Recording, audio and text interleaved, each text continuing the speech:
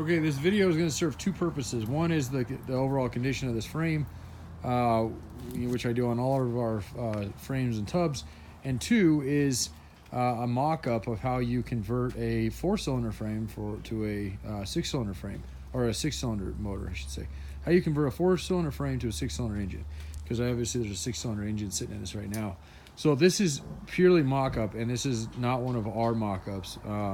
This is actually how we got the Jeep, and they had started the project and then ended up buying a new JK, so they had this one sitting there.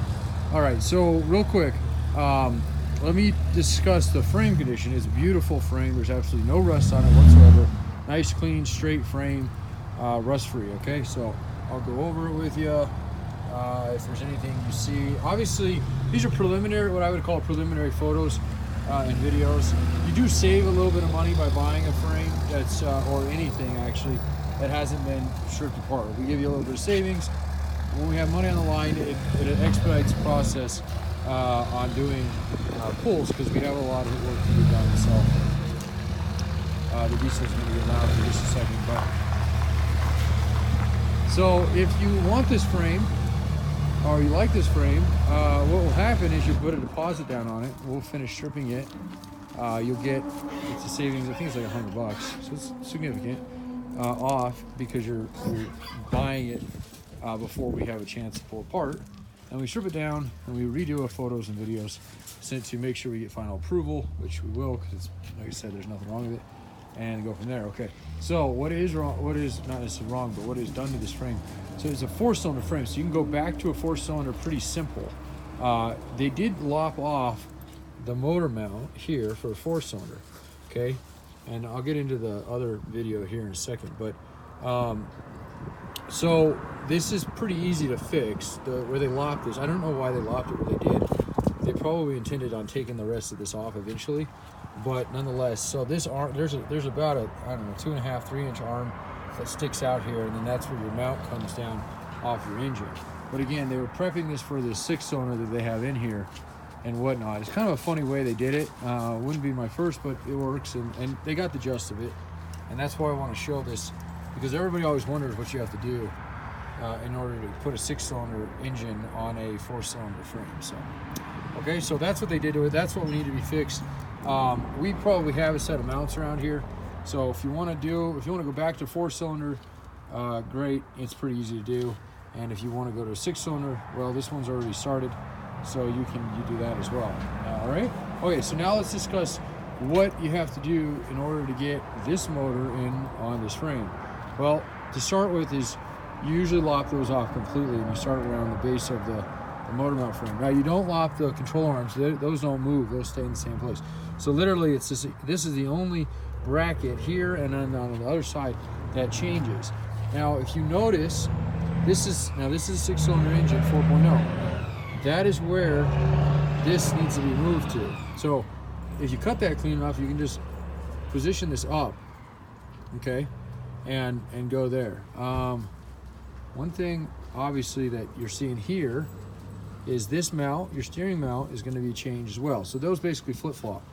Okay, so that's that. And that's it. So what they did, and this is pretty much the way we do it. I mean, the way we do them is normally we put a belly pan underneath the transmission. That goes up. We mount. Now this is an AX15 with a 231 and 23 spline on that guy, which is the difference on the transfer case. Otherwise, they're the same. So basically, we mount the transmission to the belly pan, and that gives us exact placement of where this engine needs to be. And then from there, we take the new mounts and the motor mounts, and we hook everything together, and basically we lower this guy down, and wherever those sit, we tack them in place, we move the motor out of the way, and then we weld the rest of them in. They're pretty simple to do. And it's usually a lot easier and a lot cheaper, because 4-cylinder frames are worth money, but there's a lot more of a demand on 6-cylinder frames. They didn't build nearly as many of them, and they usually get a premium, about $1,000 more than a 4-cylinder frame will. So we'll save you money to buy a 4-cylinder frame and go to a 6-cylinder. And like I said, this one's kind of already started. If you can weld, it's a piece of cake. And if you can't, you usually can find somebody. And if you show them this video and say, hey, we need to take these mounts off and reposition them to where they're going to be mounted here, and this little bracket, which is really a small bracket here, it needs to get repositioned around that motor mount.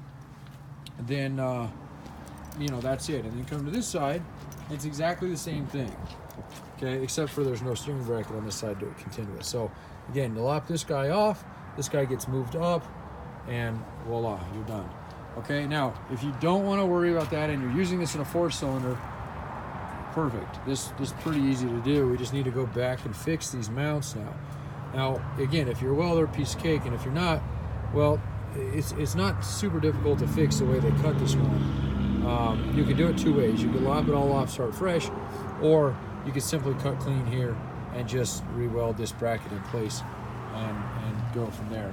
There's a few companies out there that make a little bit stronger motor mounts, so that might be the option to go with, is just go with that, which it basically remounts them on the engine itself, and then you get a little bit stronger of a hold out of it. I've never actually seen one break unless it's been in an accident, but a lot of people swear by them. So, all right, that's it. So questions, comments, concerns, give us a call, 303-666-9020. Again, that's 303-666-9020.